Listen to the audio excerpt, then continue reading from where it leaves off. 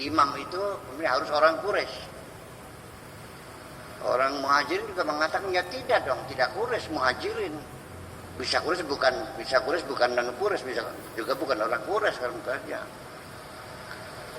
Disitulah artinya bahwa tegang keadaannya itu, sangat menegangkan sekali.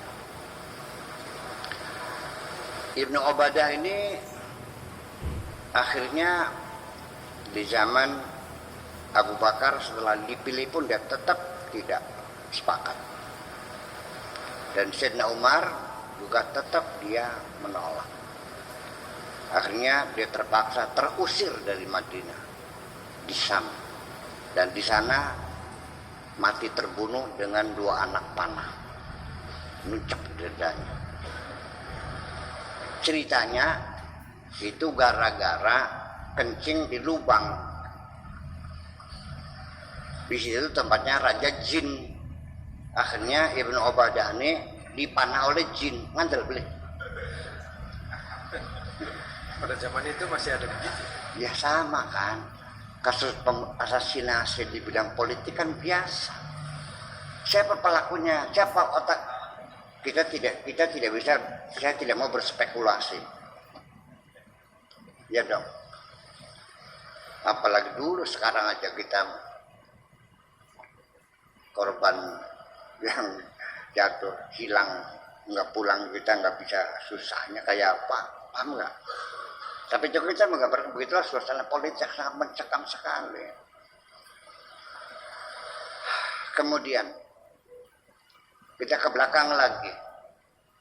Setelah Abu Bakar dipilih, apa yang terjadi? Terjadi gerakan pemurtadan.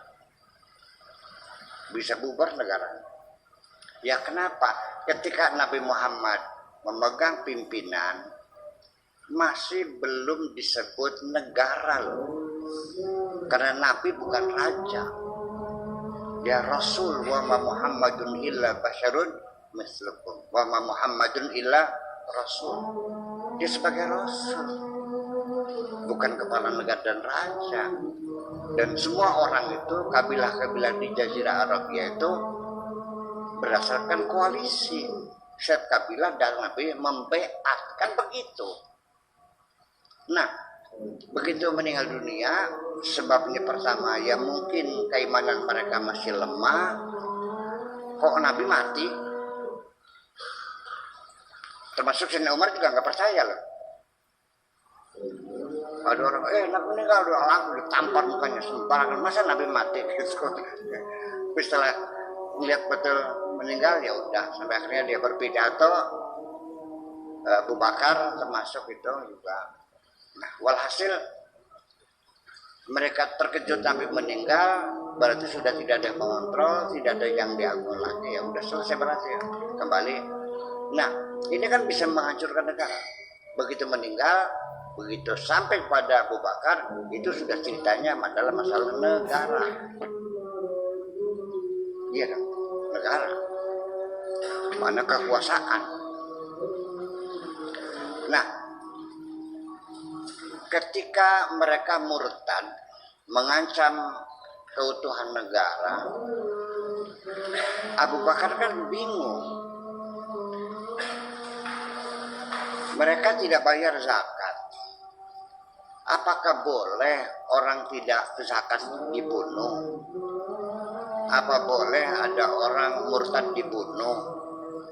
Apa boleh orang itu tidak sholat dibunuh? Nggak ada payung hukumnya. Gitu. Tiba-tiba muncullah hadis an Abi Hurairah. Umirtu an uqatilan nas hatta yaqulu la ilaha illallah wa yuqimu sholata wa yutuz zakat. Itu landasan hukumnya, apa hukumnya? Itu persoalannya. Andai kan saya sebagai sahabat Abu Bakar akan saya habisi, tidak perlu payung hukum. Keadaan darurat, saya habisin saja untuk payung hukum. Karena ada itulah, makanya sampai sekarang itu masih dalam perdebatan orang murtad boleh harus dibunuh, tidak sholat dibunuh, tidak zakat dibunuh. Itu kesalahannya. Ya terus artinya pertarungan ini, dan dari satu khalifah ke khalifah yang lain, proses pergantian pemimpin berubah terus. Tidak, kenapa? Belum ada undang-undang dasar yang harus dipatuhi. Sesuka-suka khalifah. Abu Bakar sebelum meninggal nunjuk Umar, nanti kamu yang jadi khalifah. Selesai. Umarnya nyalurkan 4 orang. Ya, dengan dewan juri, ketua dewan jurinya anaknya sendiri. Ya kan gitu. Dari Umar ke Ali udah pecah. Saya ini sudah tinggal tumbangnya saja, borak santak semua. Akhirnya meninggal semua. Jadi banjir darah. Abu Bakarnya, konon ceritanya mati dirasut. Saya Umarnya ditusuk, Utsmannya dibacok, Sayyidina Alinya masih digebukin. Sampai di abad keempat para imam-imam itu mati terbunuh semua. Apa Sayyidina Ali mati nggak dikeroyok? Mati dikeroyok kok.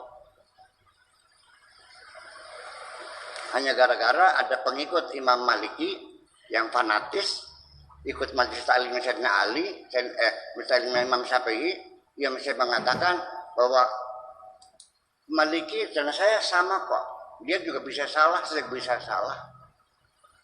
Hanya gitu tersinggung. Akhirnya ditunggu dari satu majelis taklim pulang gebukin sampai 6 bulan sakit terus mati. Iya.